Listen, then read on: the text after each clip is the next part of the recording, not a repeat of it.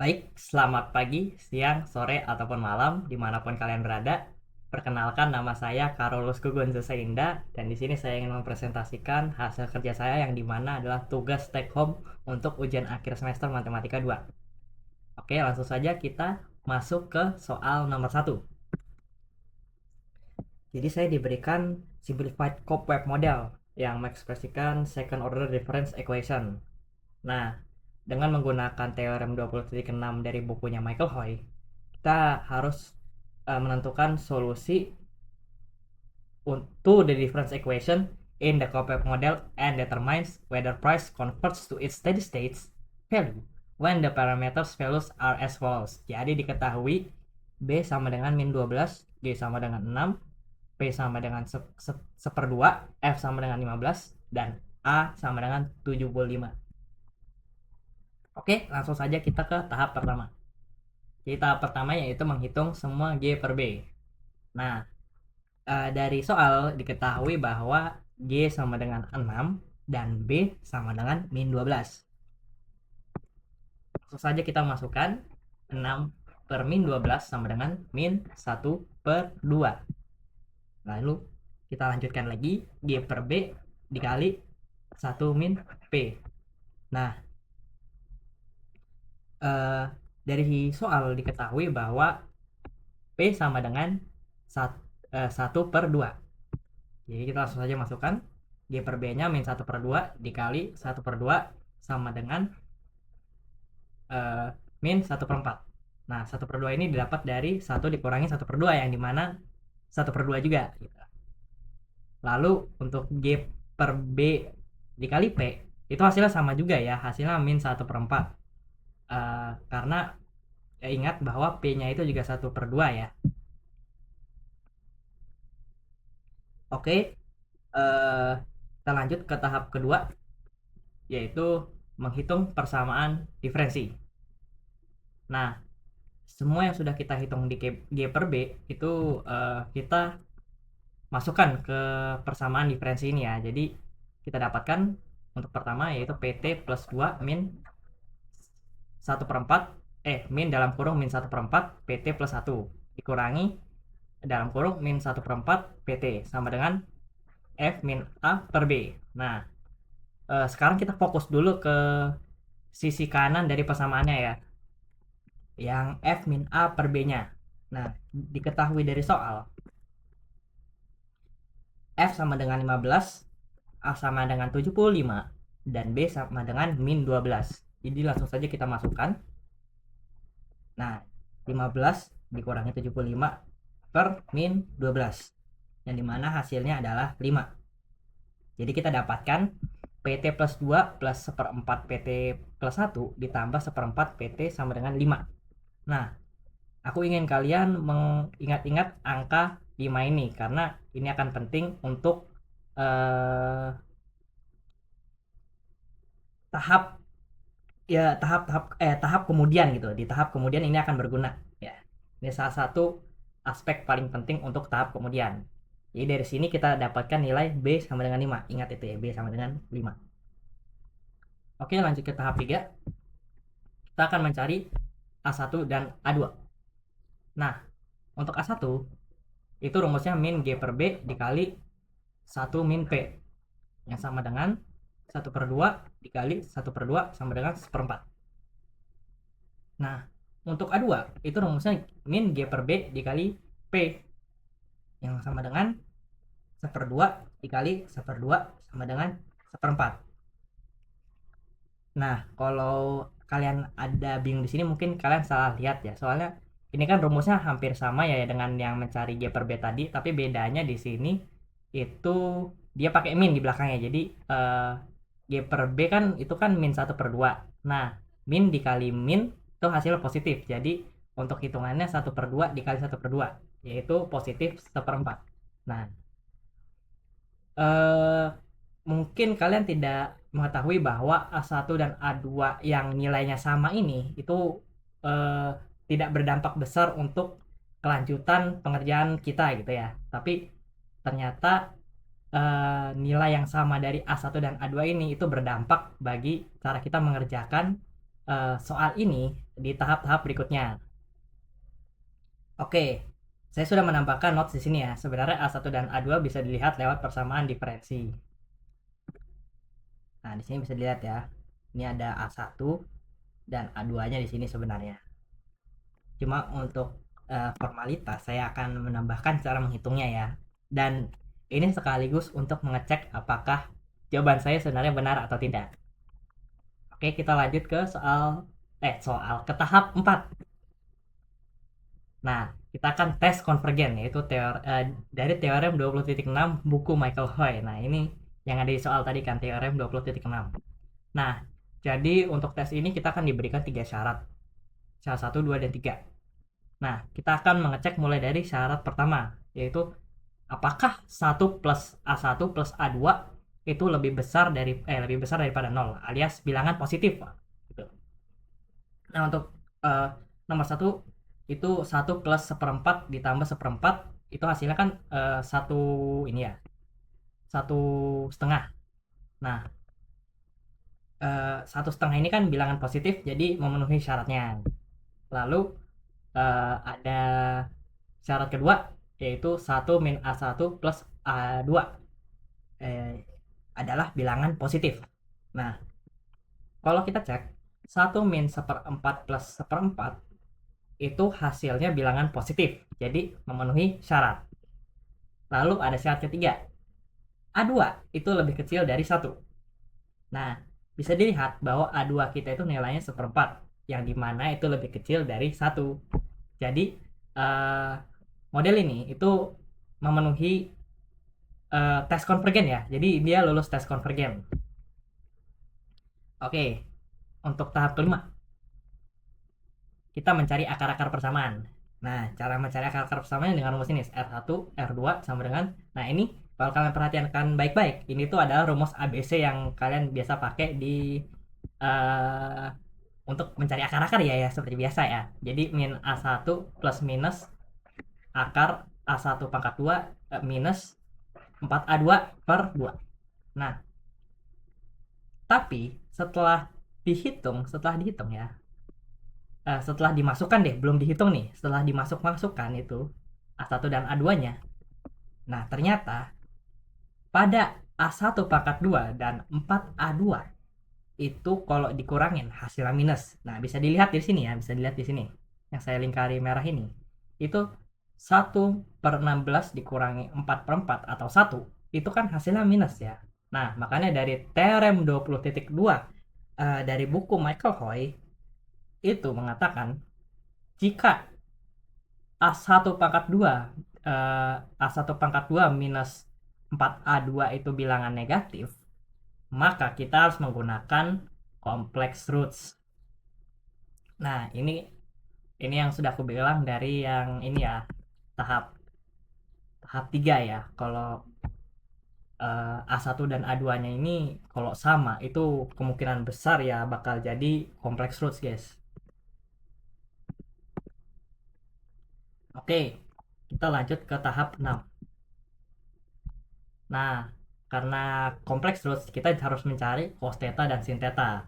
Nah, dari teorem yang sama, teorem 20.2, kita dapatkan rumus cos theta dan sin theta-nya, yang dimana untuk rumus cos theta-nya min A1 per 2A2 pangkat 1/2. Dan untuk sin theta itu akar 4A2 min A1 pangkat 2 per 2A2 pangkat 1/2. Nah, untuk penyelesaiannya seperti berikut. Jadi untuk cos theta kita dapatkan A1-nya kan min 1/4 per 1 tuh, kalau kalian lihat kan 2 kali 1/4 pangkat 1/2 itu hasilnya 1 ya. Sama dengan min 1/4. Jadi cos theta sama dengan min 1/4. Dan untuk sin theta kita dapatkan akar 1 min 1/16 menjadi akar 15/16 menjadi akar 15/4. Nah, karena cos theta min 1/4 dan sin theta akar 15/4 ini nggak ada di tabel trigonometri, maka kita harus memakai arcos atau arsin. Nah, Jadi arkos kita di sini itu arkos min 1/4 itu nilainya 1,832 radian ya. Dan arsin akar 15/4 itu nilainya 1,18 radian. Oke, kita ke tahap 7. Nah, ini kalian ingat tidak nilai B-nya berapa? Dapatkan PT plus 2 plus 1/4 PT plus 1 ditambah 1/4 PT sama dengan 5. Nah, aku ingin kalian mengingat-ingat angka 5 ini karena nilai B ini berguna untuk menghitung steady state. Nah, B ini maksud saya steady state ini jadi penyelesaiannya seperti ini. 5 B per 1 plus A1 plus A2 itu jadi sama dengan 5 per 1 plus 1/4 plus 1/4 yang dimana sama dengan 5 per 1 plus 1/2 sama dengan 10/3. Nah, oke, untuk steady state itu ya. Jadi ini akan berguna untuk tahap terakhir kita. Nah, tahap ke-8 alias tahap terakhir itu solusi umumnya. Nah, untuk solusi umumnya kita tinggal masukkan saja semua yang sudah kita hitung dari sebelumnya ya ke dalam model kompleks roots ini. Jadi kita dapatkan YT sama dengan 1/4 pangkat T per 2 dalam kurung C1 cos theta T ditambah C2 sin theta T tutup kurung plus 10/3. Nah, dengan theta arkos min 1/4. Nah, kalau kalian nanya kenapa kedua tetanya ini itu make arkos dua-duanya, kenapa nggak satunya arsin nggak satunya arkos? Karena menurut buku Michael Hoy yang kita pakai itu yang kita hitung duluan aja, dan emang dicontohin dia cuma make arkosnya doang gitu. Bukan make arkosnya doang sih, make cos theta doang gitu loh. Jadi itu kenapa saya pakai arkos min 1/4 doang di sini dan tidak memakai arsin akar 15/4-nya. Karena di bukunya Michael Hoy itu emang begitu guys di contohnya. Nah, interpretasinya jadi ini. Harga dalam Cobweb model akan konvergen secara osilatori. Itu maksudnya itu adalah ada fluktuasi yang mereda gitu, ke steady state sebesar sepertiga ketika B sama dengan min 12, G sama dengan 6, P sama dengan 1/2, F sama dengan 15, dan A sama dengan 75. Jadi itu interpretasinya. Jadi ya, ini akan konvergen tapi secara osilatori atau berfluktuasi yang mereda gitu. Jadi set gitu lah. Oke, kita lanjut ya. Kita sudah dulu nomor 1, kita lanjut ke nomor 2. Oke, jadi nomor 2 ini saya harus melakukan reflective assessment di mana saya harus merefleksikan diri saya tentang pembelajaran yang saya sudah lakukan pada mata kuliah Matematika 2 ini ya. Jadi di sini ada 3 pertanyaan. Ada A, B, dan C. Jadi saya akan untuk A itu saya akan bacakan soalnya. Apa yang jurusanmu pelajari dari mata kuliah ini? Itu untuk A. Untuk B, jelaskan kenapa pembelajaran tersebut itu yang paling signifikan untuk saya ya. Lalu yang C itu bagaimana pembelajaran ini itu memberikan impact, memberikan dampak kepada terhadap studi saya ya. Oke. Langsung saja kita ke pembahasan yang A. Nah, untuk pembahasan A, apa saja pembelajaran yang kamu pelajari dari mata kuliah ini? Yang pertama ada calculus for function of n variables. Ya, saya mahasiswa ekonomi, tapi saya tetap belajar kalkulus untuk matematikanya. Lalu ada optimization of function of n variables. Lalu ada ketiga ada constraint optimization. Lalu keempat ada vector and eigenvalue. Lalu yang kelima ada concave programming dan the Cohn-Tucker condition. Lalu yang keenam ada difference equation dan differential equations.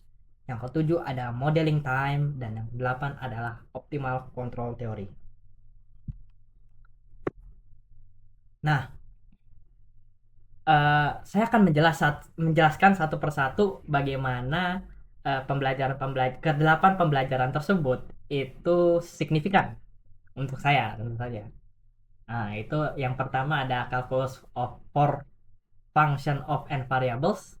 Itu penting karena memungkinkan saya untuk menganalisis bagaimana berbagai input ekonomi secara simultan memengaruhi output ya. Nah, materi ini menjadi dasar hampir ke semua model optimisasi yang saya pelajari selama kelas matematika 2 ini ya. Ya, namanya aja udah mempelajari input ekonomi secara simultan yang memengaruhi output, ya pasti jelas itu optimisasi ya, dan ini tuh dasar untuk optimisasi. Nah, selanjutnya untuk yang kedua itu optimization of function of n variables. Ini penting karena saya mempelajari bagaimana cara mencapai output dan keuntungan maksimal dengan sumber daya yang terbatas. Nah, kenapa kenapa Bang harus mempelajari ini gitu loh? Kenapa harus mempelajari ini? Bukannya kalau semakin gede input, semakin gede outputnya ya? Ya enggak juga guys. Karena kalau ini tuh ada hubungannya dengan eh, ekonomi pengantar ya, dimana kalau ada yang namanya diminishing curve gitu. Jadi kalau kita misalnya eh, belajar ini, belajar optimization of function of n variables, kita jadi tahu titik optimal, titik maksimal, output maksimal gitu loh. Karena misalnya ini ada kurva kan. Nah, kita kalau misalnya nambah terus, nah misalnya kita udah nyampe nih titik maksimal, ya itu udah output maksimal, udah yang paling bagus, udah terbaik, udah paling stabil untuk perusahaan atau produksi kita. Nah, kalau kalian coba lagi tambah inputnya, itu malah outputnya turun, alias kita rugi gitu loh. Nah, itu kenapa optimization of function of n variables itu dipelajari biar kita mengetahui kapan kita harus berhenti eh, menambahkan input kepada eh, proses produksi kita agar tidak rugi. Dan kemungkinan besar emang berguna untuk pembuat kebijakan ya. Lalu yang ketiga ada constraint optimization. Jadi materi ini sangat signifikan karena dalam ekonomi sesungguhnya semua keputusan ekonomi dibuat dengan kendala, yaitu ya kendala gitu loh. Contohnya anggaran, waktu, atau sumber daya.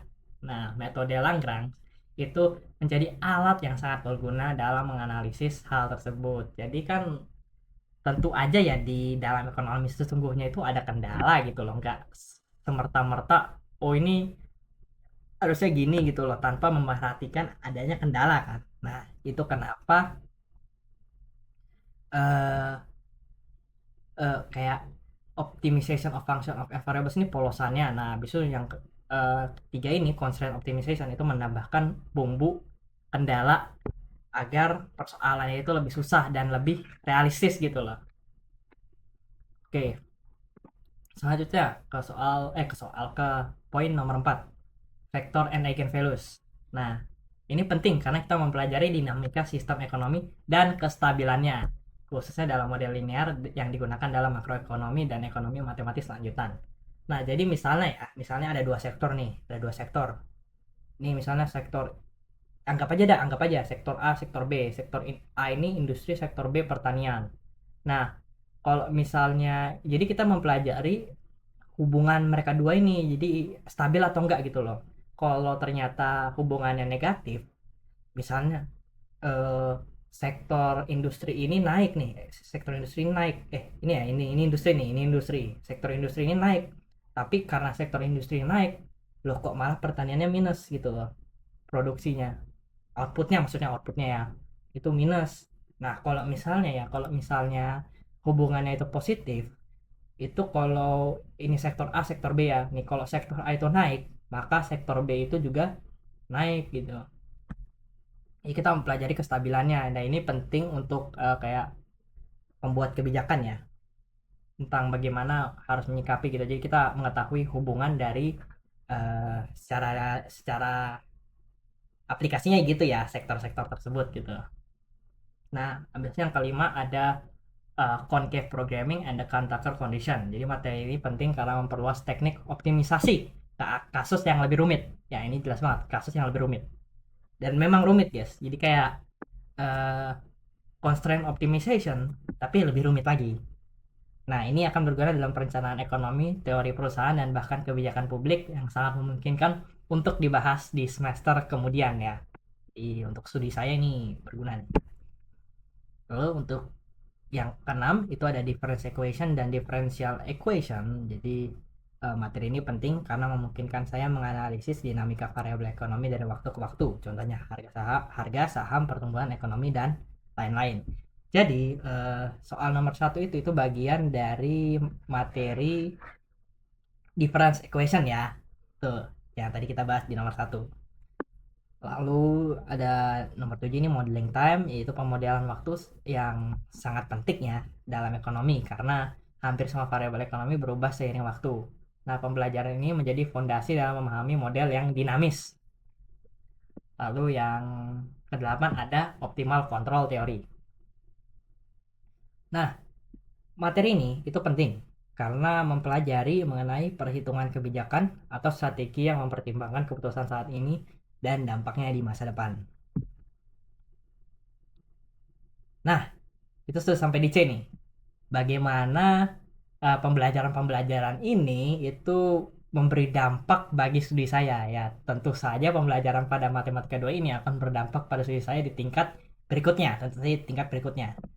Karena satu, antara saya lulus dan tidak lulus, kalau saya tidak lulus, saya tidak bisa mengambil mata kuliah lanjutan kayak mikroekonomika, makroekonomika, ekonometrika kan.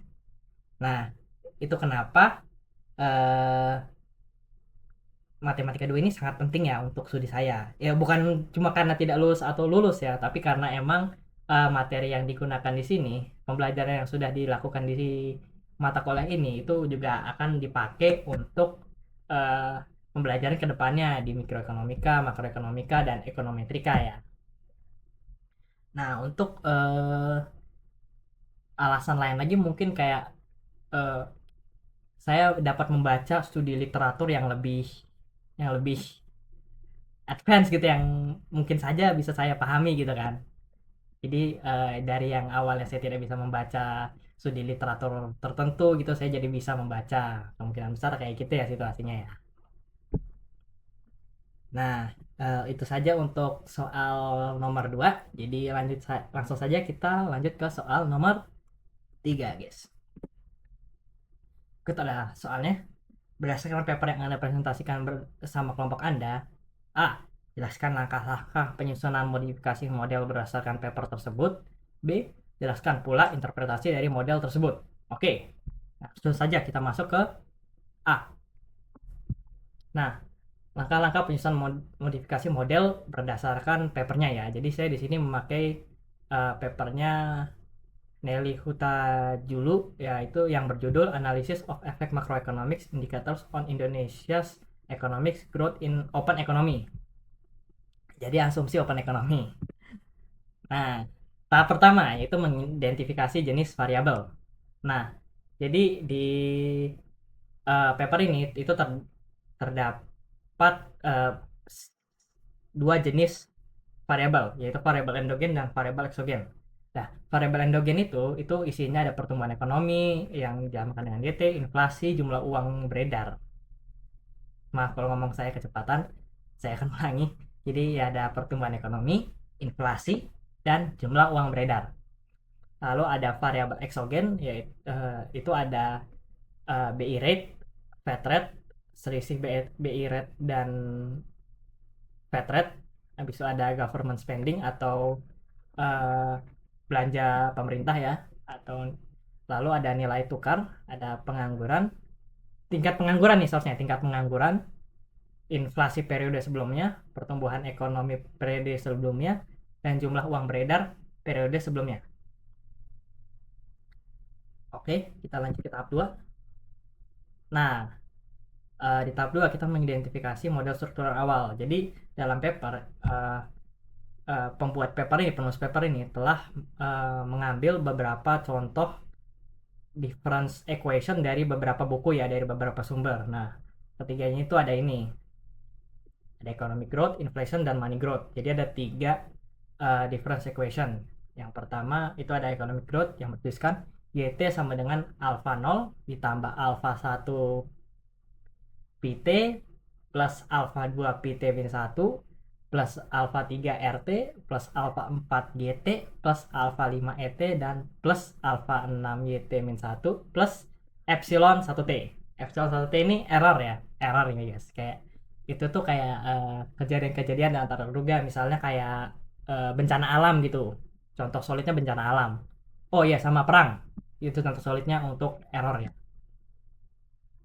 Lalu ada inflation, itu disimbolkan dengan PT atau pi T yang sama dengan beta 0 ditambah beta 1 YT ditambah beta 2 YT min 1 ditambah beta 3 GT ditambah beta 4 ET ditambah beta 5 MT min 1 ditambah B6 MT ditambah B7 TPTT ditambah V1T. Nah, kalau kalian bingung TPT ini apa, padahal tadi aku nggak ada bahas TPT di tahap 1, itu TPT itu sebenarnya UNT ya, tingkat pengangguran. Karena ini dia dikonversi ke bahasa Indonesia mungkin ya, karena singkatan dari tingkat pengangguran. Mungkin aja. Nah, habis itu ada money growth, yaitu disimbolkan dengan MT sama dengan C0 plus C1 YT plus C2R star T plus C3 ET min 1 plus C4 RT plus C5 PT min 1 plus C6 YT min 1 plus V2T. Maaf. Oke, lanjut ke tahap 3. Kita melakukan order condition test.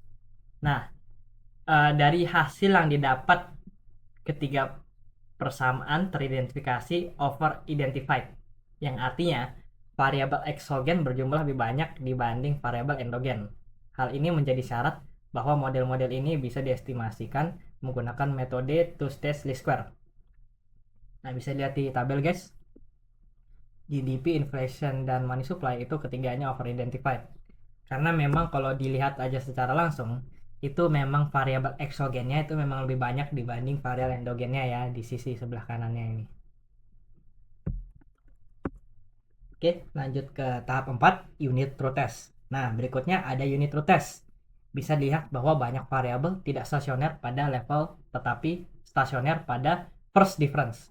Nah, bisa dilihat ya, ini unit test result yang level, ini unit true test result yang first difference. Kalau di level itu nilainya banyak yang nggak non stationary, dan kalau yang di first difference itu banyak yang stasioner. Nah, arti stasioner itu apa sih Bang? Nah, arti stasioner sendiri itu konstan, atau bahasa lebih mudahnya tidak berfluktuasi, dengan kata lain tidak memiliki pola tren yang naik turun, yang benar-benar naik turun gitu. Jadi secara terus menerus ya. Nah, hal ini itu menjadi syarat model-model ini dapat diestimasikan dengan ilmu statistika. Lalu ada tahap 5, co-integration. Nah, tes ini dilakukan guna melihat keterkaitan jangka panjang antar variabel. Dalam tes ini ditemukan adanya kointegrasi di mana variabel memiliki hubungan jangka panjang yang stabil. Lalu ada tahap ke-6, itu ada metode two-stage least square yang itu intinya ya. Jadi sebenarnya kita melakukan tes ini tuh ya, bisa dilihat itu untuk apa ya, untuk melihat apakah ini memenuhi syarat untuk melakukan metode two-stage least square atau 2 SLS kan. Hal ini menjadi syarat modul ini dapat diestimasi dengan ya, bisa diestimasi. Nah, jadi kita bahas langsung ke metode two-stage least square nya. Yang dia itu, jadi two-stage least square mempunyai 2 tahap. Yang pertama itu mereduce form dari modelnya, jadi reduce form of model. menghilangkan variabel endogen pada sisi kanan model ya, sorry guys, pada sisi kanan model. Nah, jadi di sini ada ininya ya, kecuali pada inflasi dia tetap ada MT, ada money supply ini ya, kecuali untuk inflasi. Nah, bisa dilihat di sini untuk pertumbuhan ekonomi itu inflasi dihilangkan, variabel inflasi dihilangkan, jadi cuma ada inflasi tahun sebelumnya. Nah, kalau untuk inflasi itu dia tidak menghapus variabel endogennya, tapi kalau yang di MT, di money supply equation ya, dia itu menghapus. Apa yang dihapus ya, dia sepertinya menghapus. Kita cek dulu. Dia menghapus variabel pertumbuhan ekonomi. Nih bisa dilihat, ini kan ada YT.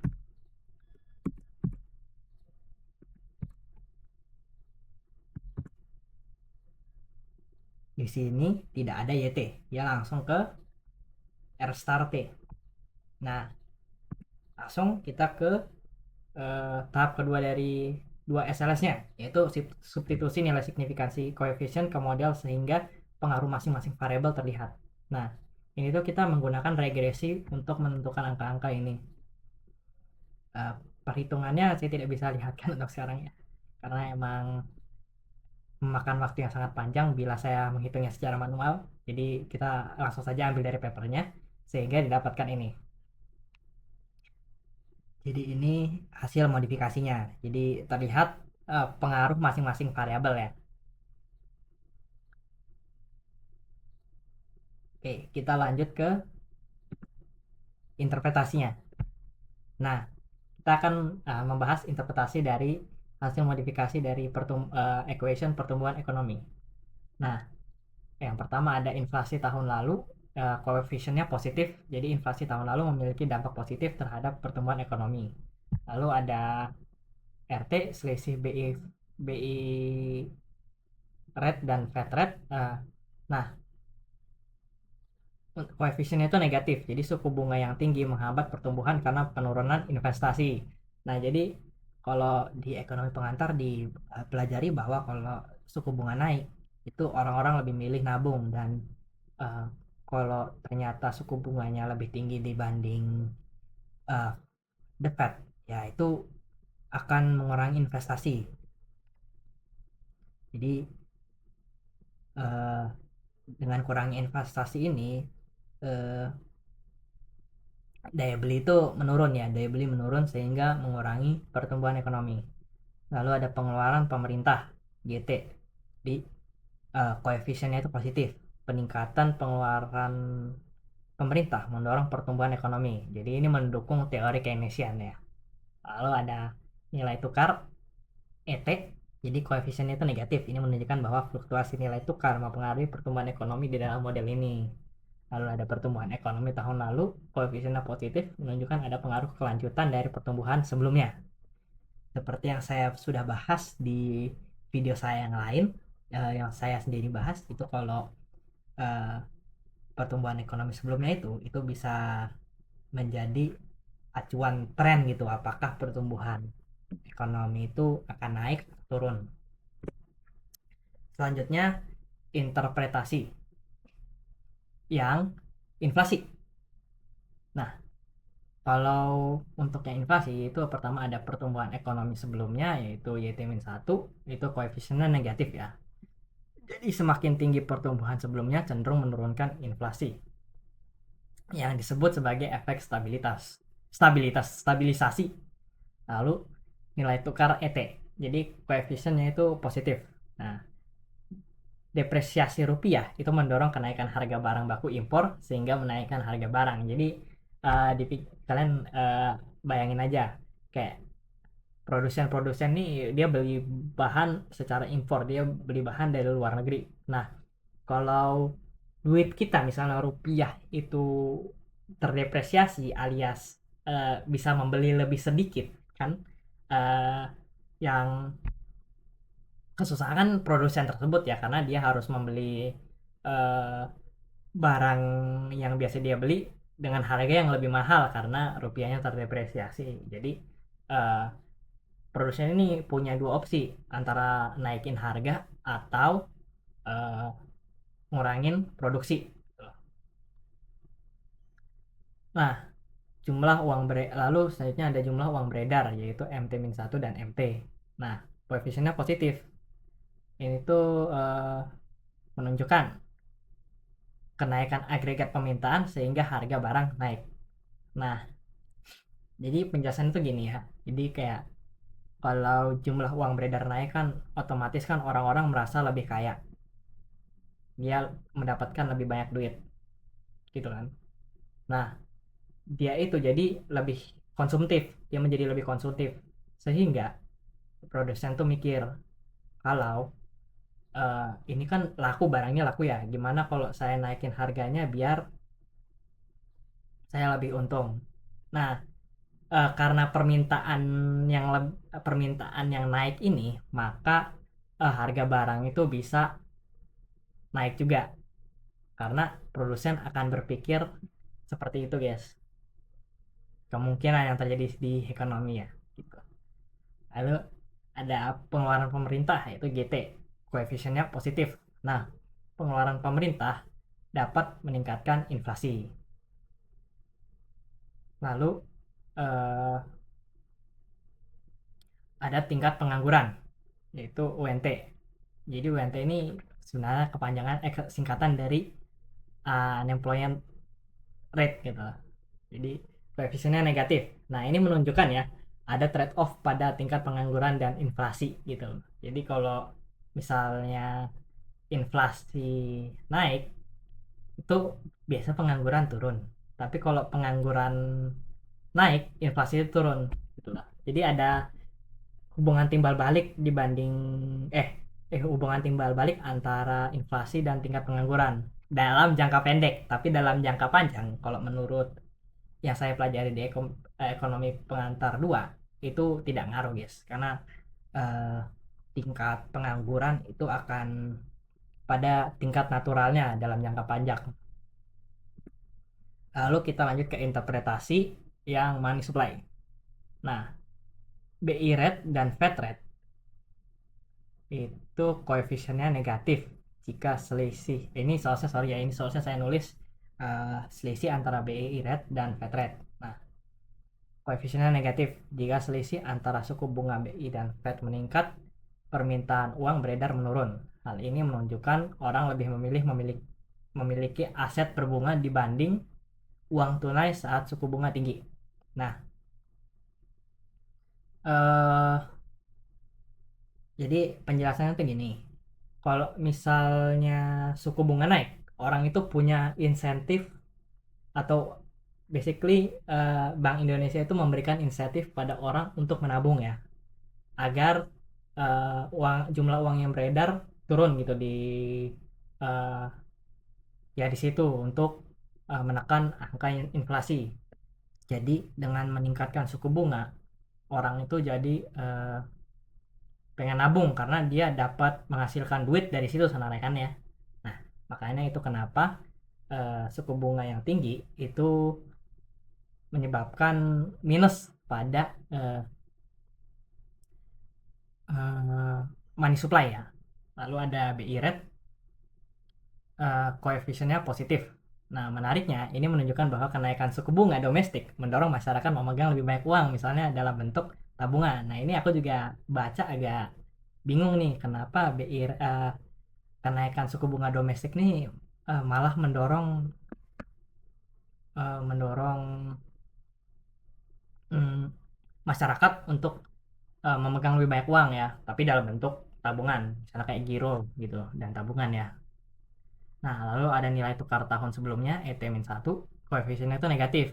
Jadi jika rupiah melemah di masa lalu, masyarakat cenderung menukar rupiah ke dolar dan menahan valuta asing. Jadi kayak valuta asing yang dimaksud nih, contohnya kayak ini ya, kayak mata uang asing gitu. Misalnya kayak rupiah ini lagi melemah, ya udah orang lagi pengen megang duit ini aja Singapura aja gitu loh, agar apa ya, nggak ikut terdepresiasi kan apa mata uang mereka gitu loh, duit mereka itu jadi nggak ikut terdepresiasi gitu. Tapi ya kalau misalnya pegang mata uang asing ya tentu aja nggak bisa digunain dalam negeri ya. Misal di Indonesia kamu pegang duit dolar Singapura, ya tentu aja nggak bisa digunain dalam negeri kecuali mungkin ada perjanjian tertentu gitu. Eh, dan ini yang dilakukan hanya untuk kayak investasi aja sebenarnya tujuannya, investasi atau menabung gitu ya, investasi yang menabung. Lalu ada PT-1 dan YT-1, jadi koefisiennya positif, jadi inflasi dan pertumbuhan ekonomi itu di masa lalu mendorong permintaan uang karena aktivitas ekonominya meningkat tapi efeknya terbatas. Nah itu aku sengaja gabungin karena ya berhubungan gitu. Itu mereka kan dari variabel endogen kan sebenarnya, dari yang sebelumnya inflasi dan pertumbuhan ekonomi, jadi kayak aku gabungin aja deh, inflasi dan pertumbuhan ekonomi di masa lalu mendorong permintaan uang karena aktivitas ekonomi meningkat tapi efeknya terbatas. Nah itu saja pembahasan saya untuk tugas ini ya. Terima kasih sudah menonton, yes. Be yourself and never surrender. Oke, okay? Sekali lagi saya ucapkan terima kasih sudah menonton. Sampai jumpa mungkin di video berikutnya kalau saya upload lagi. Selamat siang, selamat pagi, siang, sore, atau malam. Bye bye.